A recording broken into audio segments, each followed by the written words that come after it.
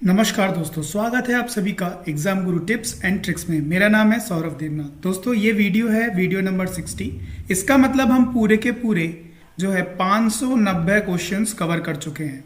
दोस्तों जैसा कि पता है आप लोगों को, वीडियो होता है बायलैंग्वेज, हिंदी और इंग्लिश दोनों में ही क्वेश्चंस रहेंगे और वीडियो के एंड में आपके लिए एक होमवर्क, और इस वीडियो में मैं एंड में जो मैंने पिछला होमवर्क दिया था मैं उसको भी कवर करूंगा। ठीक है, किसी ने कमेंट किया था कि उस होमवर्क को भी बता दीजिए, इसलिए मैं आज बता रहा हूँ उस क्वेश्चन को। दोस्तों अगर आपको ये वीडियो हेल्पफुल लगता है तो आप अपने दोस्तों के साथ ज़रूर से ज़रूर शेयर करिए। ठीक है, क्योंकि ये जो है पूरे के पूरे प्रीवियस ईयर क्वेश्चंस हैं। ठीक है, आज का जो क्वेश्चंस हैं ये एनटीपीसी से लिए गए हैं, प्रीवियस ईयर से। तो उम्मीद करता हूं कि आपको वीडियो पसंद आएगा। वीडियो पसंद आएगा तो लाइक जरूर करिएगा और चैनल को सब्सक्राइब भी जरूर करिएगा। जैसा कि आपको पता है, क्योंकि वीडियो में होता है एक डीआई का क्वेश्चन और इसी के साथ साथ एक सीजीएल का क्वेश्चन है। आज एक सीजीएल का बहुत अच्छा क्वेश्चन है, उसको भी आज हम कवर करेंगे। चलिए देख लेते हैं आज का पहला क्वेश्चन। पहला क्वेश्चन बोल रहा है 784 सेंटीमीटर ऊंचाई के साथ एक ठोस सिलेंडर का आयतन कितना दिया हुआ है, इतना दिया हुआ है। ठीक है, तो सिलेंडर की त्रिज्या निकालें। मुझे क्या पता है, सिलेंडर का जो वॉल्यूम होता है, आयतन मतलब वॉल्यूम क्या होता है, पाई आर स्क्वायर एच। इसकी वैल्यू कितनी दी हुई है, 246,400। एच की वैल्यू दी हुई है, देख लेते हैं। पाई को मैं लिख दूं 22/7, आर का स्क्वायर, और एच कितना दिया हुआ है, हाइट दिया हुआ है 784 मैंने हाइट दिया हुआ है। जब मैं इसको कट करूंगा तो कितना आएगा, इधर आ जाएगा 1, इधर आ जाएगा 1 और इधर आ जाएगा 2, है ना। और इधर पे आ जाएगा 24, 64, ठीक है, और 00। अब देख लेते हैं, तो जब मैं इसको मल्टीप्लाई करता हूँ क्या, 22 इंटू 112, 22 इंटू 112 आ जाएगा ये 2464। ठीक है, तो R square is equal to हो जाएगा 246400 डिवाइडेड बाई 2464। जब मैं इसको कैंसिल करूंगा तो R square is equal to 100। तो आर की वैल्यू कितनी आ जाएगी, त्रिज्या कितनी आ जाएगी, 10, है ना। तो ऑप्शन नंबर सी। बढ़ते नेक्स्ट क्वेश्चन की तरफ। देखिए क्वेश्चन बोल रहा है, ये बड़ा अच्छा सा क्वेश्चन है, अक्सर पेपर में ये क्वेश्चन आपको दिख जाएगा। एक बैग में 5 रुपए, 2 रुपए और 1 रुपए के सिक्के के रूप में 4100 रुपए हैं। सिक्के की संख्या का अनुपात क्या है, 4:6:9। 1 रुपए की सिक्के की संख्या ज्ञात कीजिए। चलिए सब कितने कितने ये रुपीस कितने कितने हैं देख लेते हैं। 5, 2 और 1। ठीक है, 5, 2 और 1, और किस किस रेशियो में, 4:6:9। चलिए तो लिख दूं 4x रेशियो में है, 6x रेशियो में है और 9x रेशियो में है।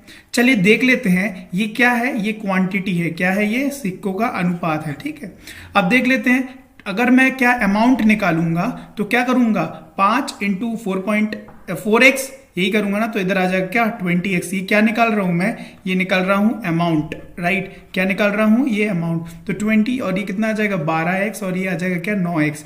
मुझे किसका पूछा है, 1 रुपए का। 1 रुपए का तो ये है, तो कितना आ गया ये अमाउंट, 9x। कितने में से, 20 + 12 + 9, 41x में से। अच्छा, कितने रुपए का, 41 रुपए का, 4100 रुपए का।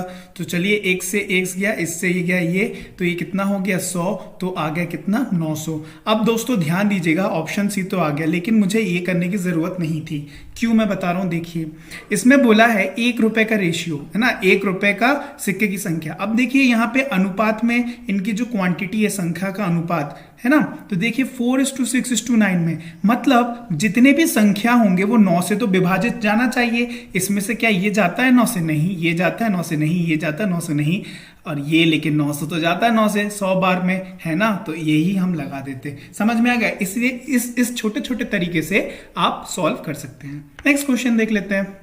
बोल रहा है 63 किलो मिश्र धातु में तांबा और टीन का अनुपात 4:3 है। ठीक है, मिश्र धातु तांबे के कुछ मात्रा निकाली जाती है और तांबा और टीन का अनुपात कितना हो जाता है, 10:9 हो जाता है।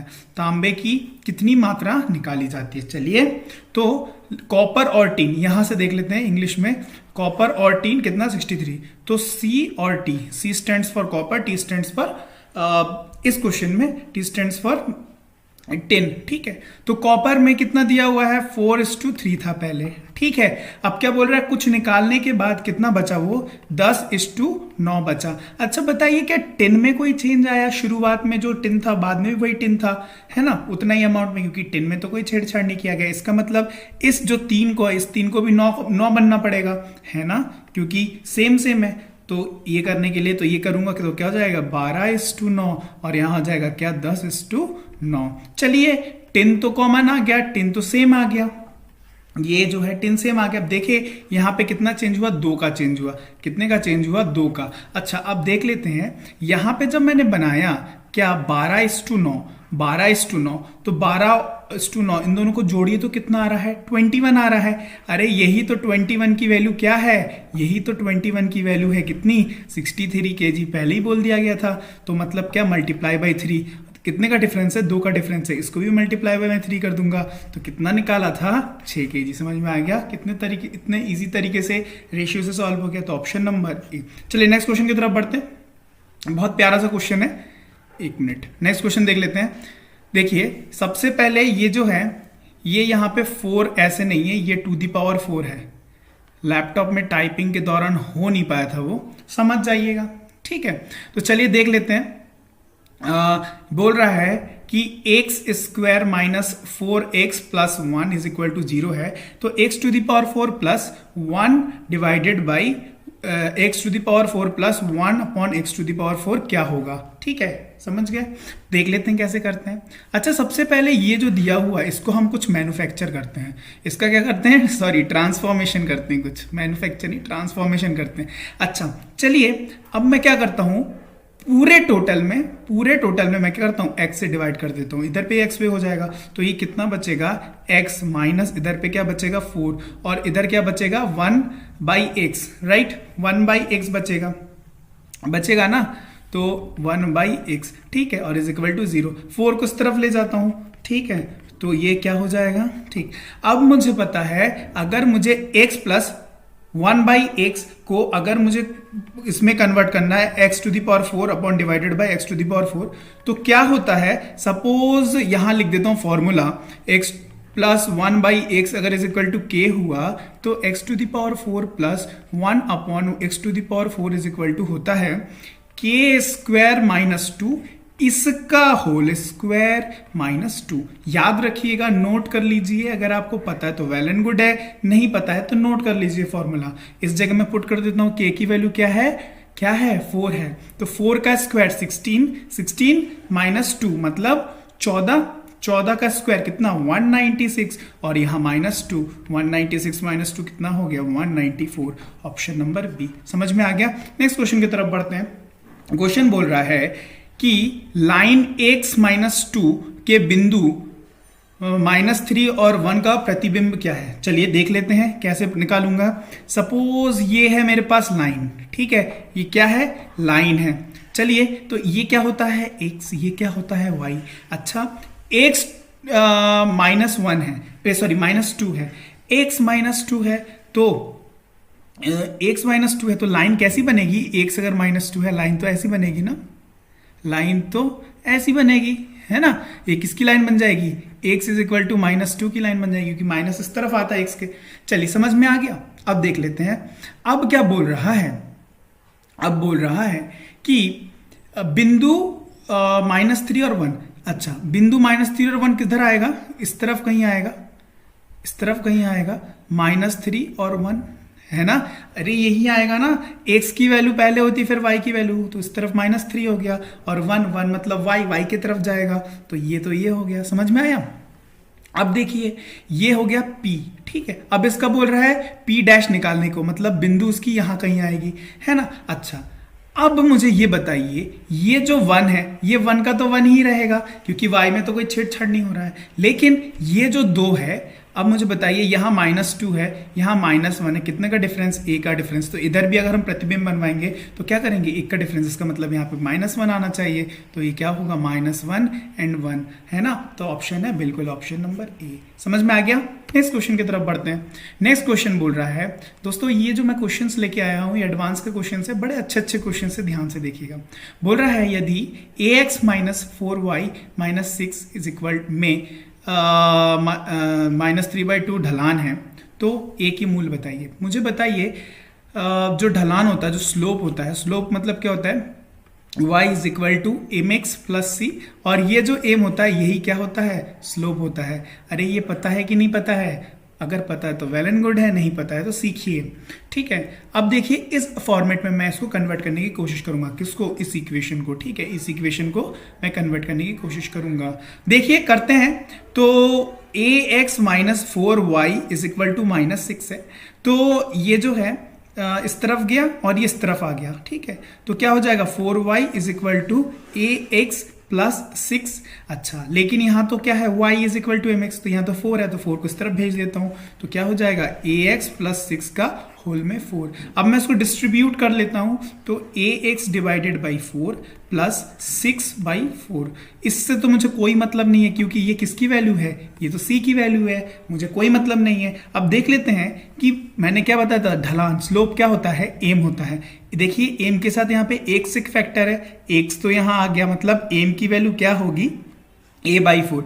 m की वैल्यू क्या होगी? a/4। अच्छा, क्वेश्चन में स्लोप क्या दिया हुआ है? -3/2, तो समझ में आया, इसकी बराबर ये 3/2 हो गया, ये a है, तो ये से ये 4 से 2 गया, तो यहाँ बचा 2, और जिस तरफ मल्टीप्लाई हो गया तो a की वैल्यू क्या आ गई? 6 आ गई। समझ में आया? तो option number C. Next question की तरफ बढ़ते हैं। DI का क्वेश्चन है, देख लीजिए। बोल रहा है the total population of city 4, total population city 4 का कितना दिया हुआ है? 1 10 100,000 10,000 लाख, 6 लाख दिया हुआ है। ठीक है, तो बोल रहा है ये परसेंटेज दिया हुआ है किसका? लिटरेट पीपल का। ठीक है, तो मतलब साक्षर लोगों का ये परसेंटेज दिया हुआ है। ठीक है, तो देखिए बोल रहा है तो उनका अमाउंट बताइए। मतलब अगर 6 लाख है, 1 2 3 4 5 है ना, इसका 63% निकालूंगा तो क्या साक्षर लोगों का परसेंटेज पता चल जाएगा। इससे गया ये और ये। अब देखिए 6 × 3 मतलब 18, 8 8 8 इसमें है। चलिए इसका मतलब सॉल्व करना पड़ेगा, तो 63 × 6 कर लेता हूँ, 18 1 37 800 है। ऑप्शन बिल्कुल है, तो ऑप्शन नंबर बी। समझ में आ गया? नेक्स्ट क्वेश्चन की तरफ बढ़ते हैं। बड़ा अच्छा सा क्वेश्चन है, देखिएगा कितना प्यारा सा कॉन्सेप्ट लगाया है। बोल रहा है कुछ निश्चित ब्याज दर पर एक निश्चित राशि पर साधारण ब्याज राशि का 529% है। यदि संख्या वर्ष में दर, ये बहुत इंपॉर्टेंट है, संख्या वर्ष में दर प्रतिशत और समय का प्रतिनिधित्व करती है तो ब्याज दर समान है। अच्छा, देख लेते हैं। बोल रहा है कि जो रेट है, rate percentage and the time, वो क्या है? वो इक्वल है। वो क्या है? इक्वल है। अच्छा, मुझे ये बताइए, simple interest SI is equal to क्या होता है? P × R × T divided by 100।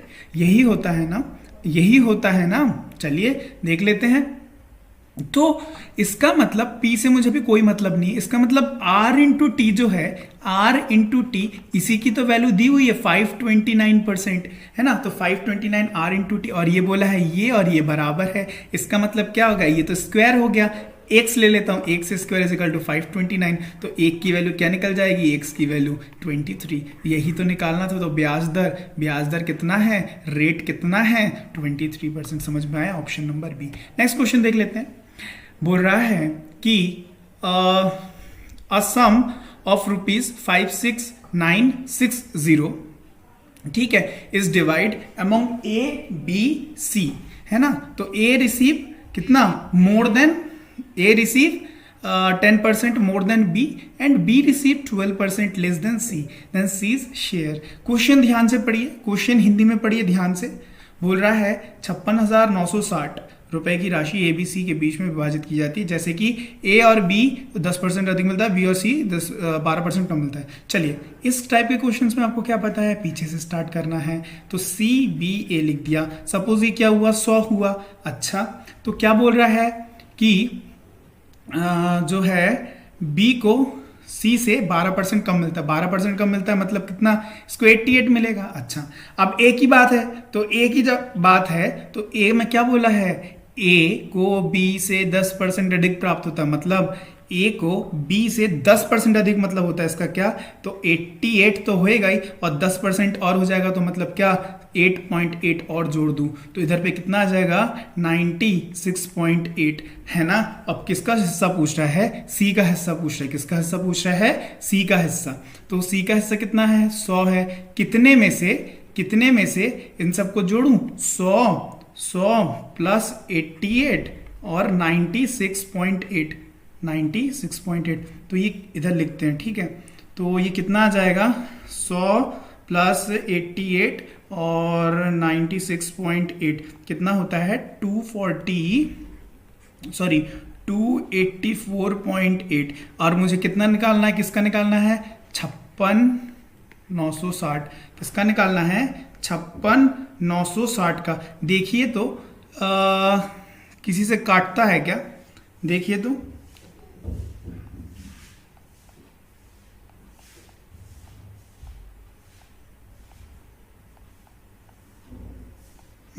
कटेगा। ये कटने के बाद जो है आपका आ जाएगा कितना, 20,000। ठीक है, ये आ जाएगा 20,000। समझ में आ गया किस तरीके से करना है। नेक्स्ट क्वेश्चन की तरफ बढ़ते हैं। ठीक है, नेक्स्ट क्वेश्चन देख लेते हैं। ये अच्छा क्वेश्चन है, ये सीजीएल का क्वेश्चन है, सीजीएल का मेंस का क्वेश्चन है, पिछले या पिछले साल का है ना, ईयर मुझे याद नहीं है। देखिएगा कितना बेहतरीन क्वेश्चन है। बोल रहा है all sides of quadrilateral ABCD touch a circle. एक चतुर्भुज एबीसीडी की सभी भुजाएं एक वृत्त को छूती है। अच्छा, तो यदि ए बी 6 है, बी सी 7.5 है, सी डी 3 है, तो डी ए पता करिए। चलिए, सपोज ये है क्या, ये है चतुर्भुज। ठीक है, मैंने मान लिया ये है क्या, चतुर्भुज। अच्छा, इसमें ये नहीं बोला स्क्वायर है कि रेक्टेंगल है, कुछ भी हो सकता है। अच्छा, लेकिन यहां से मुझे समझ में आ गया 6 है, 7 है, 7.5, इसका मतलब कोई भी सिमिलैरिटी नहीं दिख रही। इसका मतलब ये सिर्फ एक क्वाड्रिलेटरल है, सिर्फ एक चतुर्भुज है, इसमें कोई भी समान नहीं है, कुछ भी वो नहीं है। ठीक है, अच्छा, इसमें मैंने क्या कर दिया, एक सर्कल ड्रॉ कर दिया। क्या कर दिया, ड्रॉ, एक सर्कल ड्रॉ कर दिया। ठीक है, बना नहीं है, समझ जाइएगा कि अच्छे से बना दूं। एक रुकिए, अच्छे से ही बना देता हूं। एक सबसे पहले सर्कल बना देता हूं और फिर क्या करता हूं, यहां से यहां, यहां और यहां। ठीक है, चलिए अब इसका नामकरण कर देता हूं, ए बी सी डी। ठीक है, अब बोल रहा है ए बी की वैल्यू कितनी दी हुई है, 6, बी सी की दी हुई है 7.5, इसकी दी हुई है सी डी की वैल्यू 3, तो पूछ रहा है किसका, डी ए की वैल्यू। अच्छा, मुझे ये यहाँ पे टच है, ठीक है, टच है, स्पर्श कर रही है। अब देखिए ध्यान से, एक मैंने 8th क्लास में एक कॉन्सेप्ट पढ़ा था। वो ये कॉन्सेप्ट था कि जो टेंजेंट होता है मतलब एक ऐसा लाइन, एक लाइन जहां से जो टेंजेंट होता है जब खींचते तो टेंजेंट हमेशा क्या होता है, इक्वल होता है। इसका मतलब, अच्छा यहाँ पे मैं नामकरण कर देता हूँ, ए बी सी डी हो गया, तो यहाँ दे देता हूँ डी, ई ले देता हूँ, यहाँ एफ, यहाँ जो है यहाँ जी और यहाँ एच। इसका मतलब ए ई की वैल्यू और ए एच की वैल्यू तो सेम होगी। उसी तरीके से ई बी की वैल्यू और बी एफ की वैल्यू सेम होगी, और सी एफ की और सी एफ और जी सी की वैल्यू सेम होगी, है ना। तो टेंजेंट इक्वल होता है। चलिए देख लेते हैं। तो एक मैं इक्वेशन लिखता हूं, यहां देखिएगा, A E is equal to क्या होगा, ए एच होगा ना, A is equal to A H. Similarly B E is equal to क्या होगा, बी एफ होगा बी एफ। अच्छा, फिर G C is equal to क्या होगा, एफ सी होगा, और इधर पे ये G D is equal to क्या होगा, एच डी होगा, G D is equal to H D होगा। समझ में आ गया ना, समझ में आ रहा है ना। अब देखिए इसमें मैं कुछ ये जो है इन सबको क्या करता हूं, मैं एक तरफ कर देता हूं, इन सबको मैं एक तरफ कर देता हूं। तो मैं लिख सकता हूं A E plus B E plus G C plus G D is equal to A H plus B F plus F C plus H D. मैं लिख सकता हूं ना, मैं ये इक्वेशन लिख सकता हूं। अच्छा, मुझे बताइए A E plus B E plus B E, तो ये ए बी बन गया है ना। तो मैं इधर पे लिख रहा हूं, ठीक है। अब देखिए, तो ये ए बी बन गया। अच्छा, जी सी और जी डी ये क्या बन गया, सी डी बन गया। अच्छा, ये A H plus B F, A H plus A H plus कहाँ गया, A H plus B F. अच्छा ये इधर उधर हो गया है, A H plus B F, अच्छा A H plus H D, ये है A H plus H D, मतलब ये क्या बन गया, ए डी। अच्छा और ये बी एफ और सी एफ, बी और सी एफ, बी एफ और सी एफ क्या बन गया, बी सी बन गया।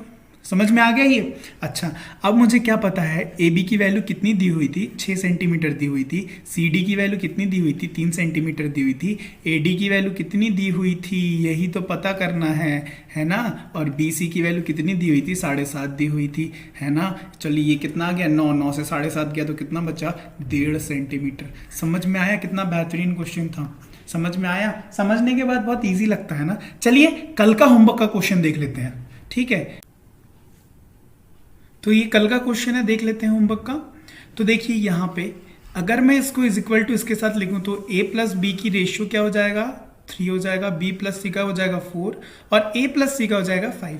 अब देखिए ध्यान से देखते हैं, तो अगर मैं इन सबको प्लस करूं, देखिए a प्लस बी अगर है 3x, है ना, x में आ जाएगा क्योंकि ये रेशियो में था, b प्लस सी की क्या है 4x और c प्लस a का क्या है, ये है क्या 5x। तो अब देखिए ध्यान से देखिएगा, अगर मैं ये प्लस करूंगा तो इधर क्या आ जाएगा, 2 of a plus B plus C, इसकी वैल्यू क्या आ जाएगी 9 और 12, 12 तो 12 एक्स आ जाएगी, 2 से गया ये तो ये बचा 6, तो a plus B plus C इसकी वैल्यू क्या आ गई 6x आ गई, है ना, इसकी वैल्यू 6x आ गई।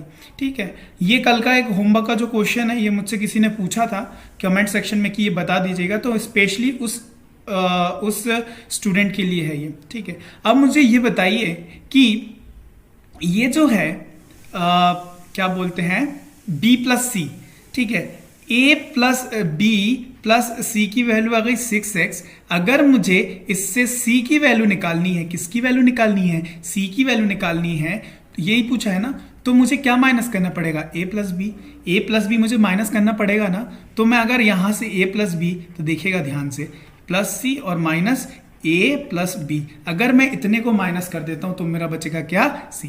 अच्छा a प्लस बी की वैल्यू क्या दी हुई है, a प्लस बी की वैल्यू 3 दी हुई है, मतलब 3x दी हुई है ना। तो देख लेते हैं, तो इसकी वैल्यू 6x है और इसकी वैल्यू क्या दी हुई है 3x, यही दी हुई है ना।